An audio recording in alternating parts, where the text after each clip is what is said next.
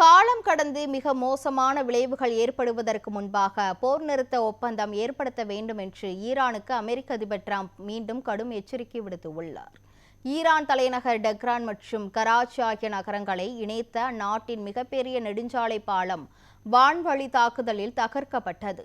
இது தொடர்பான வீடியோவை அமெரிக்க அதிபர் டிரம்ப் வெளியிட்டுள்ளார். அதே நேரத்தில் இந்த பாலத்தை தகர்த்தது எந்த நாட்டு இராணுவம் என்பது வெளிப்படையாக தெரிவிக்கப்படவில்லை. இந்த பாலம் தகர்க்கப்பட்டதை தொடர்ந்து ஈரானுக்கு மீண்டும் கடும் எச்சரிக்கை விடுத்துள்ள டிரம்ப், காலம் கடந்து மிக மோசமான விளைவுகள் ஏற்படும் முன்பாக ஈரான் போர் நிறுத்த ஒப்பந்தம் மேற்கொள்ள வேண்டும் என்று கூறியுள்ளார்.